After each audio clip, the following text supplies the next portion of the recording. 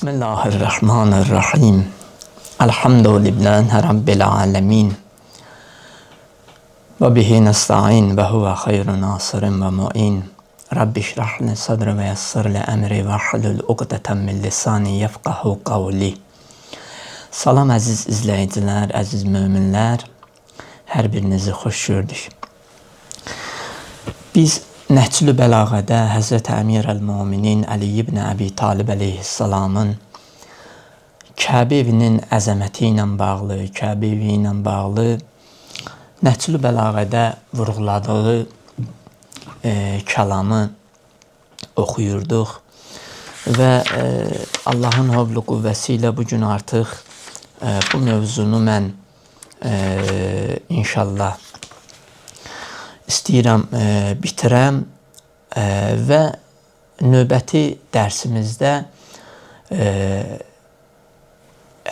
Kəbə evində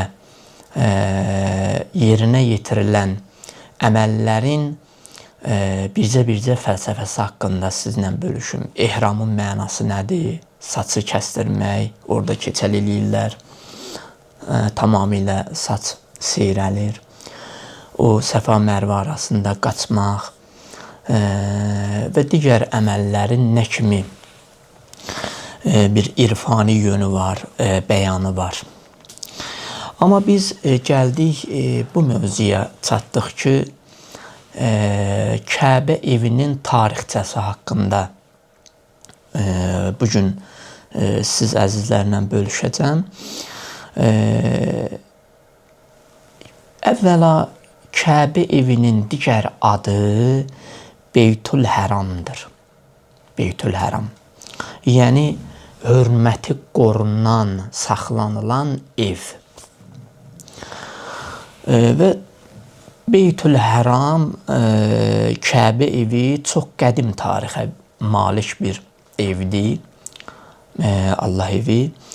Rəvayətlərə əsasən, indi burada mən Biharul Ənvarda cild 12, səhifə 86-da bu rəvayət gəlibdir. Rəvayətlərə görə Kəbə evinin, Beytül Həramın tarixi Həzrəti Adəm əleyhissalamın zamanına gedib çıxır.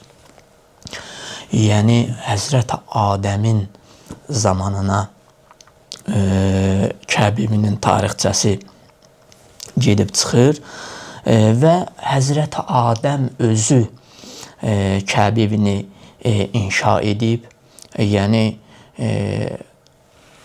o evi bünövrə eləyib Allahın əmri ilə və Kəbə evinin başına fırlanıblar, ətrafına fırlanıblar, təvaf eləyiblər, belə deyək.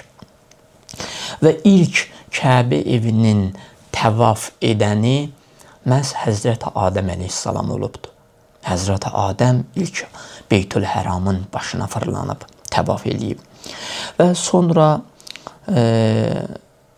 Kəbə evinin dağılması, Kəbə evinin belə deyim də sular altında qalması, Həzrəti Nuhun tufanı zaman Kəbə evi dağılır. Kəbə evi dağılır. Quran ayələrinə görə, indi ayəni mən oxuyum.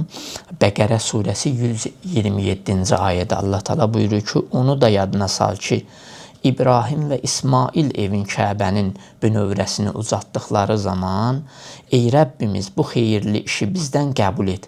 Sən doğrudan da hər şeyi eşidənsən, bilənsən, deyə dua etdilər.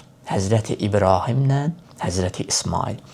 Yəni, Kəbə evi Həzrəti Nuhun zamanında tufan olarkən dağılır və sonra Həzrəti İbrahimlə İsmail, Həzrəti İbrahimin oğlu, yenidən Kəbə evini bünövrə eləyirlər, inşa eləyirlər.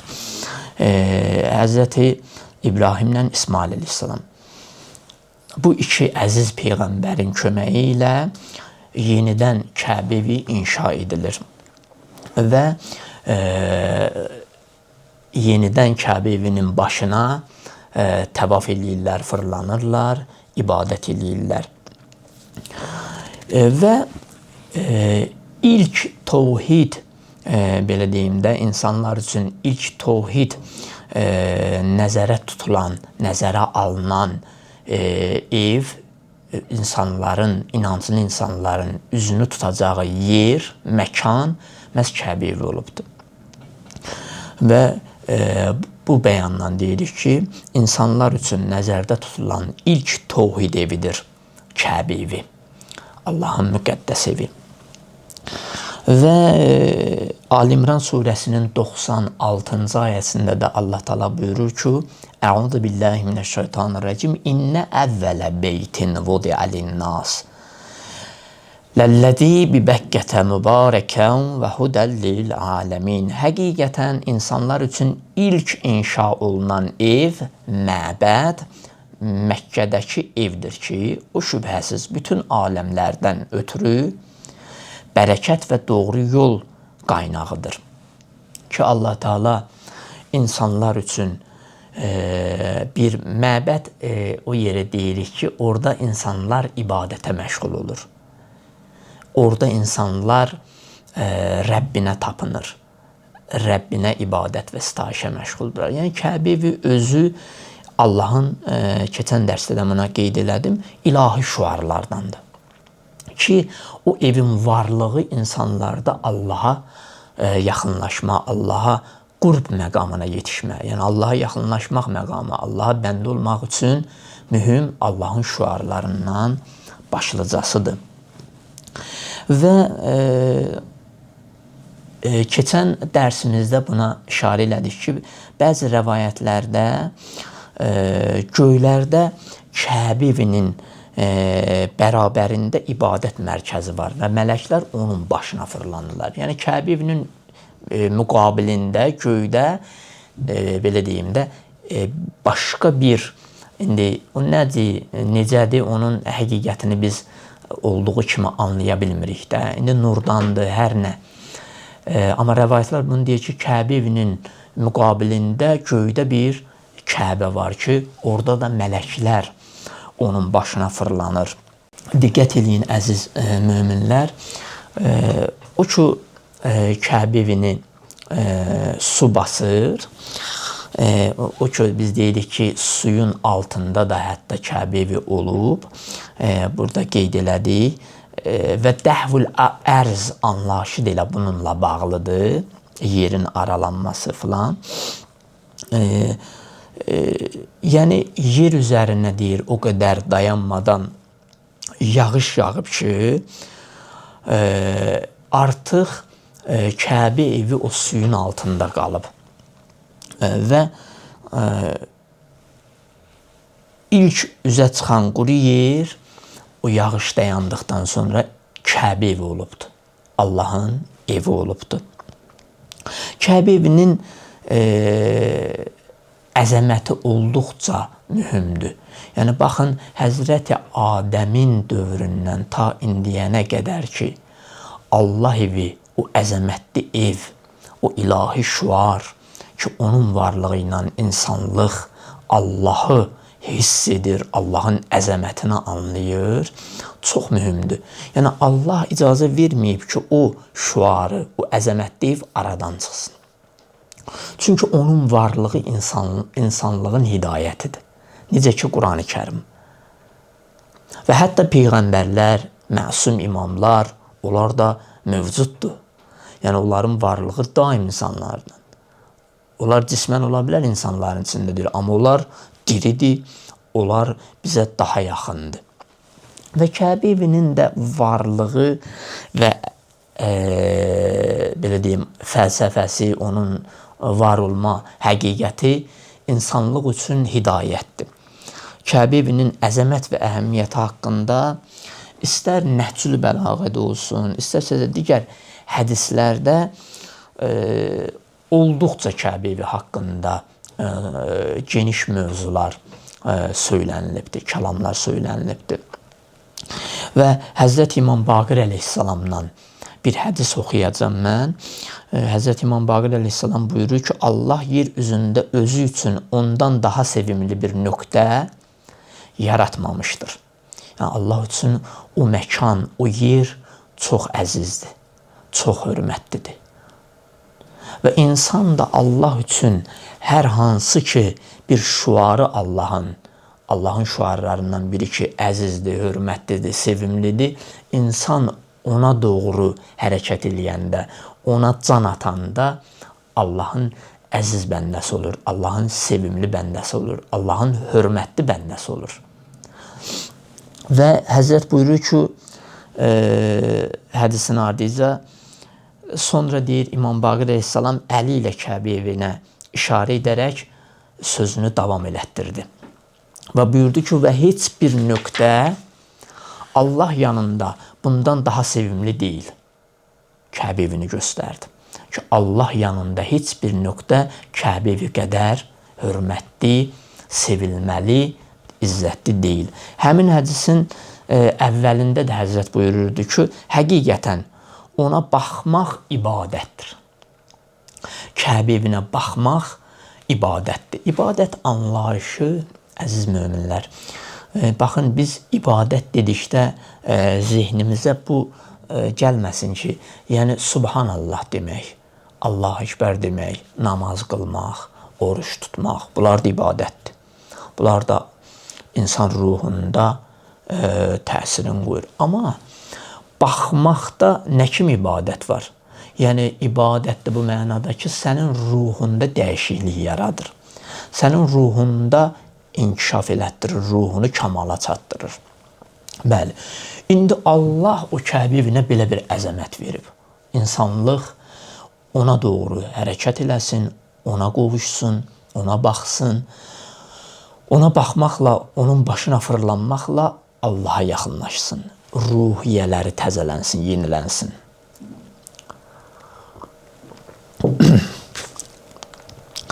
Və bunun üçün Allah Teala o Kəbə evini qiblə oralaq qərar verib bizim üçün. Ki, hər gün üzümüzü ona tutaq. Qəlb gözümüzlə ona baxaq. Ona üzümüzü tutmaqla, ona baxmaqla ruhiyyəmiz yenilənsin, qəlbimiz paklansın. Və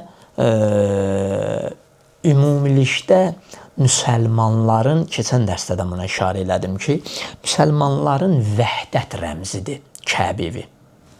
Kəbə evi müsəlmanların vəhdət rəmzidir. Kəbə evi o qədər əzəmətli bir məkandır ki, hər il müsəlmanlar dünyanın müxtəlif ölkələrindən ora cəm olurlar. Ora toplanırlar. Bir inanc əsasında, təvhid prinsipi ilə, Allah anlayışı ilə, hamısı bir-birinə hörmətlə, ehtiramla, sevgi ilə, qayğı ilə Allah evinin başına fırlanırlar. Və o Kəbə evinin ətrafında, onun ziyarətində insan fərqli bir mənəvi atmosferdə olur. Həqiqətən hər bir əməlin arxa fonunda bir Allah qoxusu var. Allaha tapınma var, Allaha çatma var, Allaha qovuşma var. İnsan elə bunun üçün səy eləyir. İnsan nə üçün Peyğəmbəri sevir? Nə üçün imamı sevir? Nə üçün imamların, peyğəmbərlərin məzarını, ziyarətgahlarını, daşını, divarını öpür, sevir? Çünki Kəbə evinin daşını öpür, o zəmzəm suyunu bəhbəh ilə içir, onda qeyri-adi bir şirinlik, ləzzət duyur. Niyə? Bunların hamısının səbəbi nədir? Çünki bunların hər birində insan Allahın qoxusunu hiss eləyir. Allahı hiss eləyir. Allahın varlığını öz həyatında tapa bilir. Ona görə Allah deyir, bunları sevin, bu əməlləri yerinə yetirin.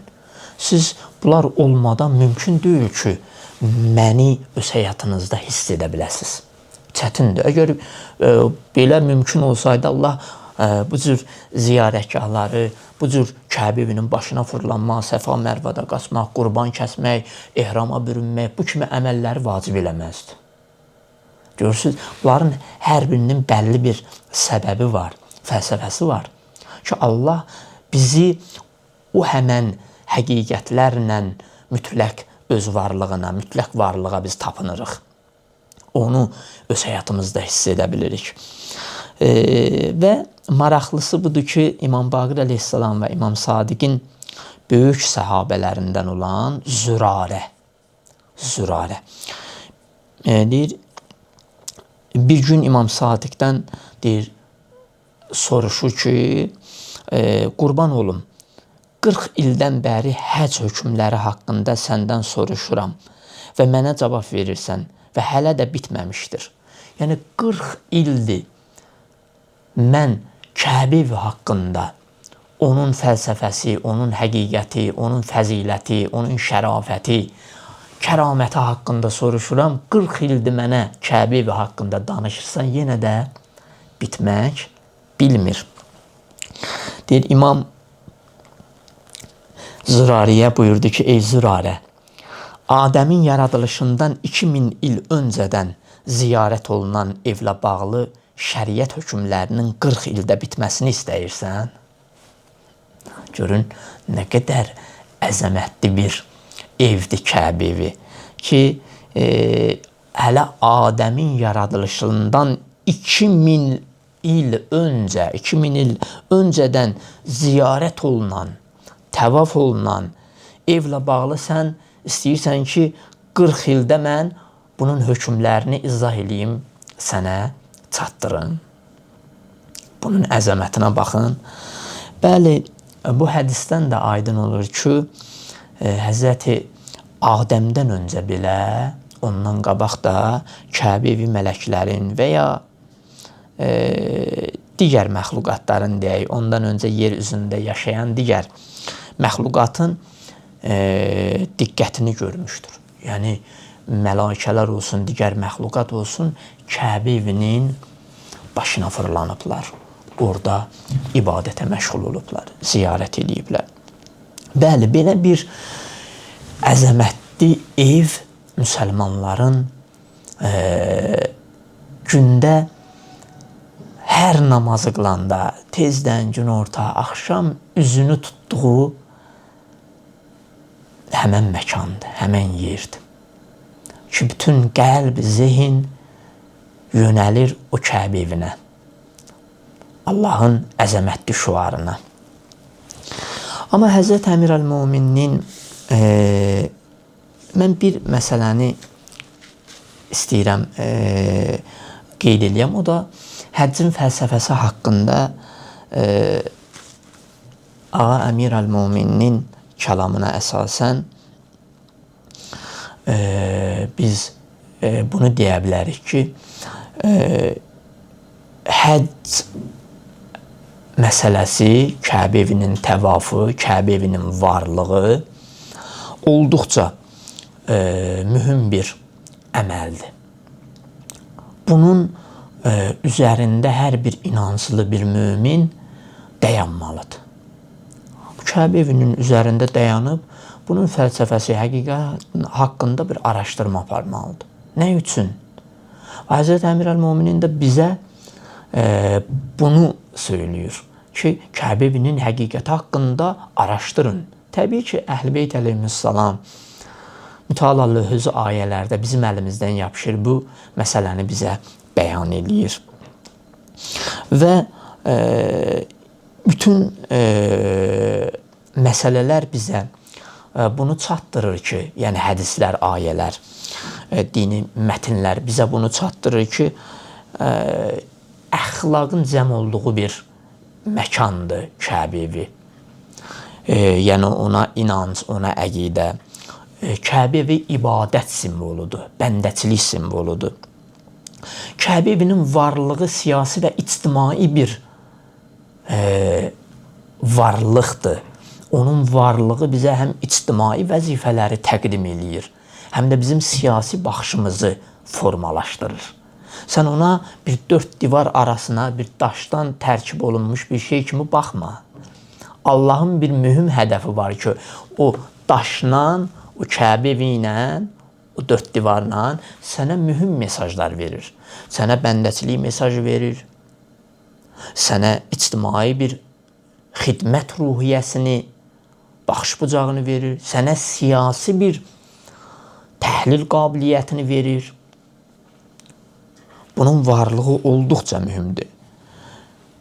Və bir dövrə Kəbə evi insanda İslam marifini yeniləyə bilir, aşılaya bilir. Və həcc fəlsəfəsinin ən önəmli hissəsini təşkil edən əxlaqi və ibadi yönü insanların nəfsani hisslərini saflaşdırması, nəfsinə hakim olması, özünü tərbiyə, özündə təqva anlayışını formalaşdırmaq, ixlas təməllərini möhkəmləndirir. Yəni, Kəbə evi bayaqdan biz Kəbə evinə elə bu cür baxırdıq ki, hədə başına fırlandın, qurban kəsdin, zəmzəm suyundan içdin, ehrama büründün, Ərəfat çölünə getdin, elə həcc bu qədər, xeyr, xeyr.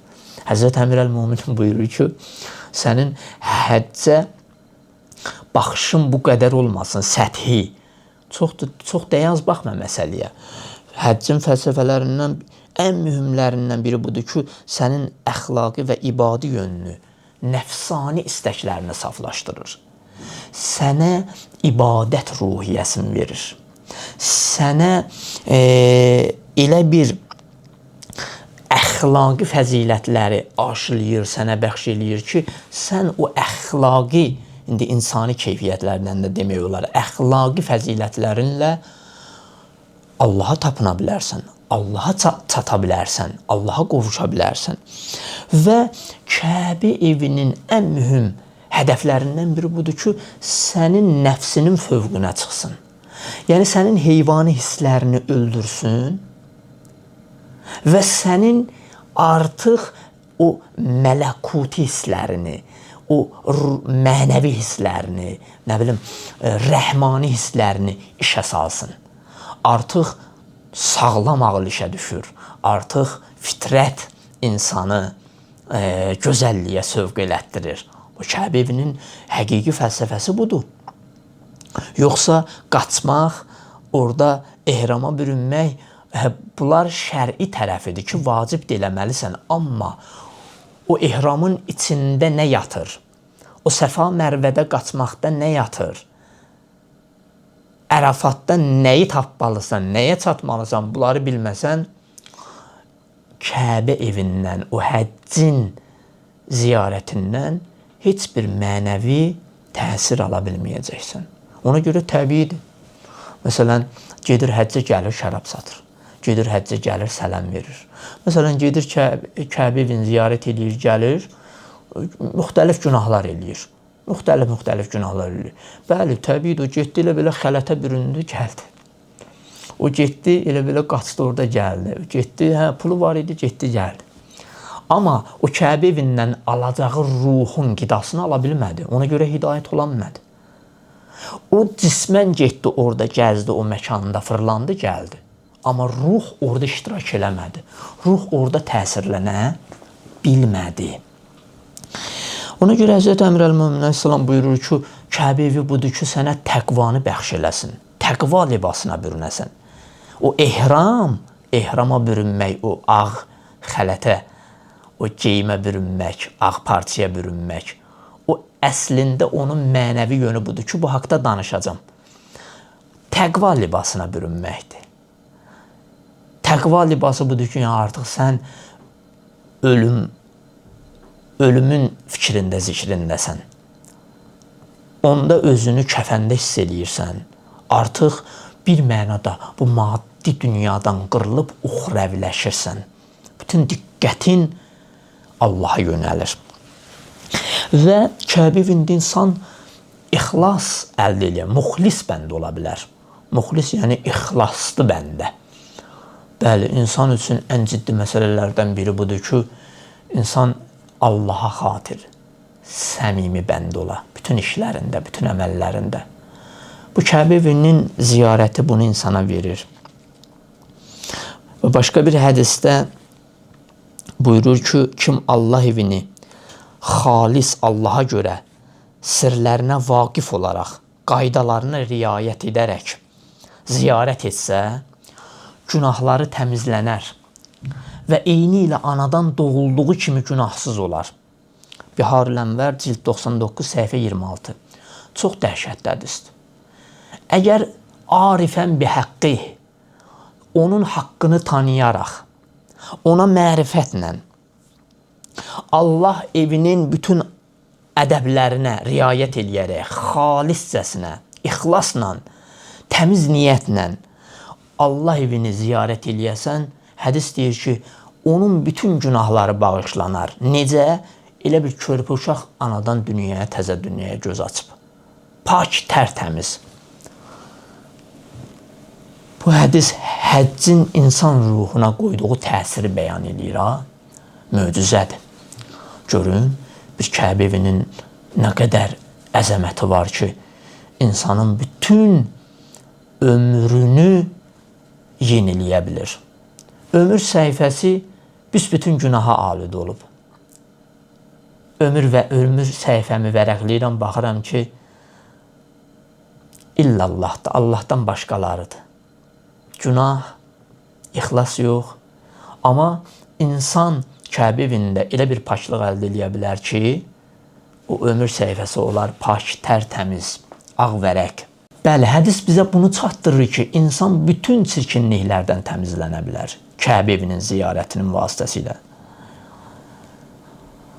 Yəni, o qəlb ki, günahlara mübtəla olub, qəlbi günahlar xarab eləyib, insan o günahlardan xilas ola bilər Allah evinin ziyarətinin vasitəsilə. Və bu da Allah evinin ziyarətində olanlar üçün ən böyük mükafatdır. Ən böyük Allahın bəxşişidir.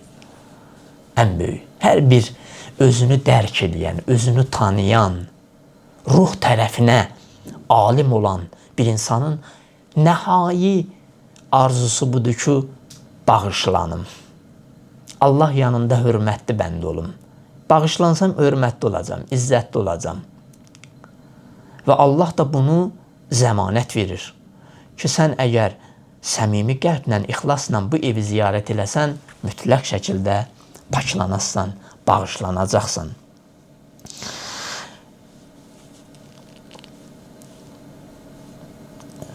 Allah hər bir o evin ziyarətində olanlara nəsib eləsin ki, Kəbə evini ziyarət edən zaman insan yerinə yetirdiyi əməllərin təsirlərini tam dəqiq yerinə yetirsin.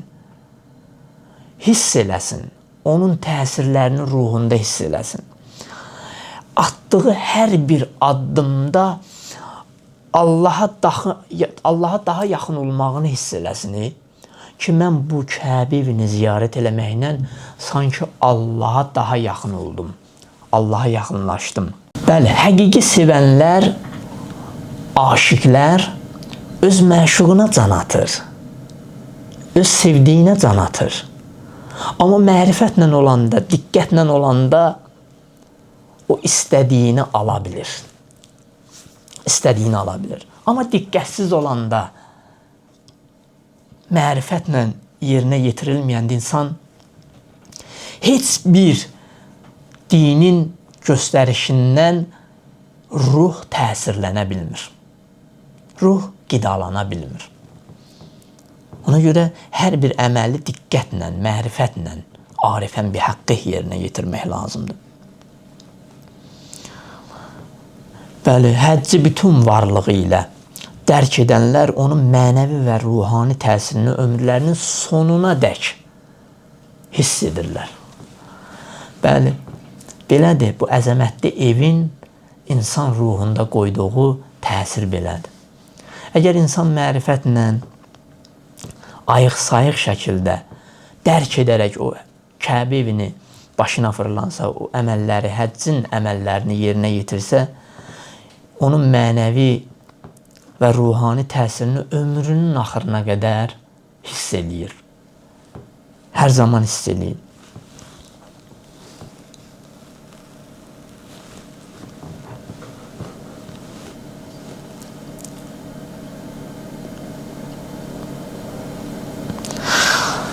Baxın əziz möminlər, Allah sanki ildə bir dəfə insanlığı bir yerə toplayır. İnsanlığı yenidən öz kimliyinə qaytarır. İndi o hadisələrdən biri həcc əməlləridir, Kəbə evinin ziyarətidir, həcc ziyarəti. İndi digər ayinlər də var, Ramazan və digər hər bir halda. İndi biz mövzumuz Kəbə evi ilə bağlı deyil, ona görə bu məsələyə toxunuram. Allah bəşəriyyəti ildə bir dəfə yığır bir yerə toplayır.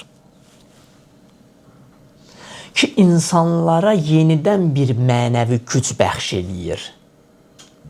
Yenidən insanlıq o ayinləri yerinə yetirməklə yenidən özlərində mənəvi güc, qüdrət əldə edirlər. Allaha doğru seyr eləmək üçün, Allaha doğru addımlamaq üçün.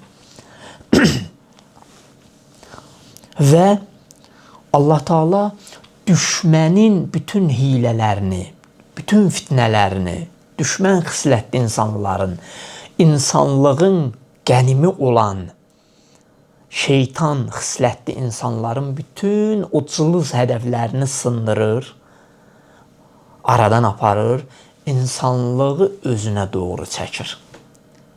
O Kəbə evinin ziyarətinin vasitəsilə.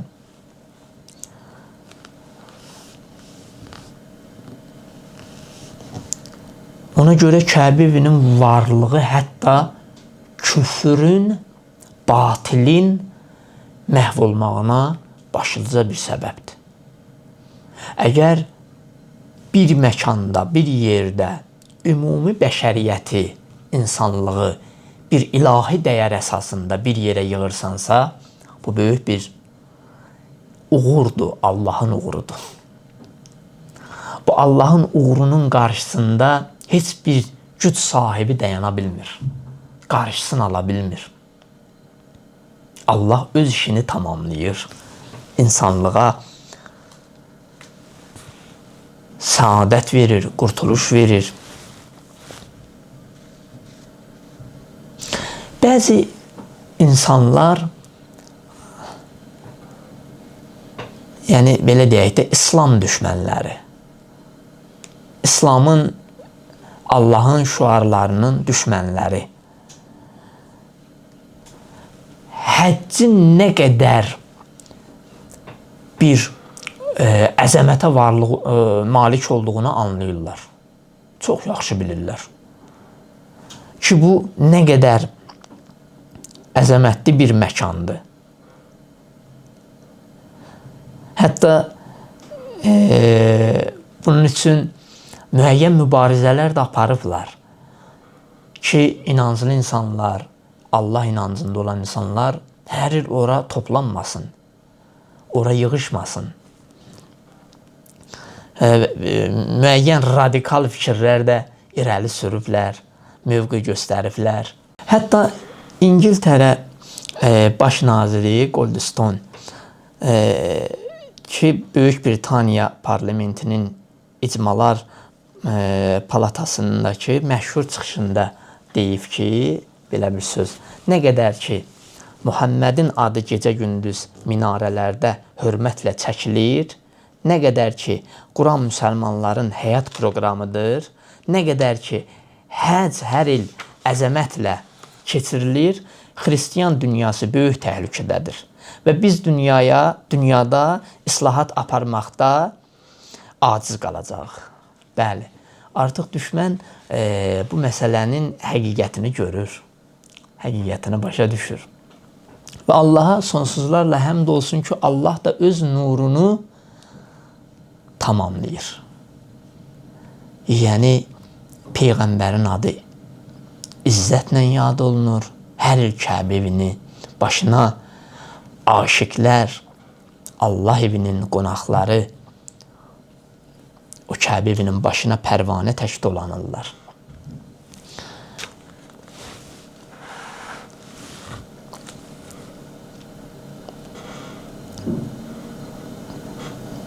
Və digər qərb və xristian dünyasının şəxsiyyətlərindən biri dediyi bu sözü mən oxuyum. Buyurur ki, əgər müsəlmanlar həccin mənasını başa düşməsələr, vay müsəlmanların halına. Əgər başa düşsələr, vay başqalarının halına.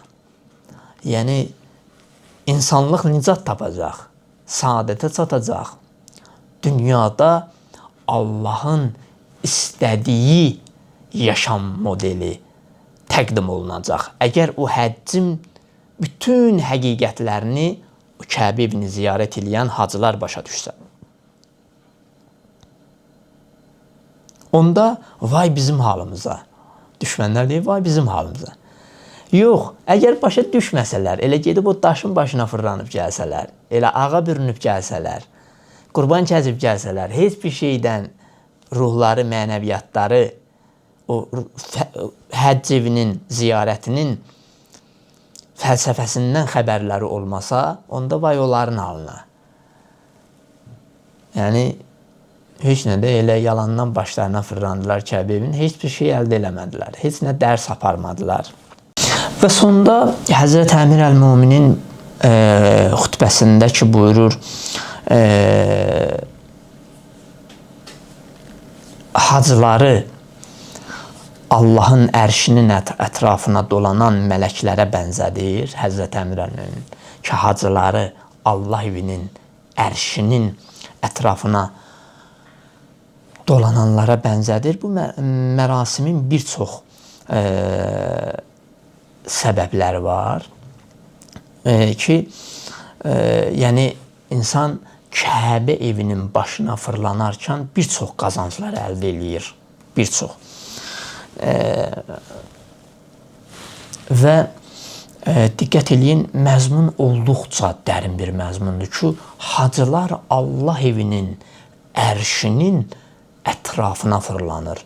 Yəni, onlarla Allah arasında sanki pərdə götürülüb. Sanki onlar Allahla birgədirlər. O qədər Allaha yaxındılar. O qədər Allahı hiss eləyirlər, Allahın hərarəti onları vurur. Çox əzəmətli bir kəlamdır. Və Həzrət Əmir Əl-Möminin ona görə həccin yerinə yetirilməsi, Kəbə evinin başına fırlanması məsələsini olduqca mühüm hesab eləyir. İnsan mənəviyyatı üçün, insanın qurtuluşu üçün. Və inşallah növbəti biz dərsimizdə məsumlardan nəql olunan həcc evinin bütün əməllərinin fəlsəfəsi haqqında danışacağım. Məsələn, ehrama bürünmək, qurban kəsmək, Səfa Mərvənin, bunların irfani yönünü inşallah izah edəcəm. Bugünkü dərsimiz bu qədər. Sağ olun, Allaha əmanət olun.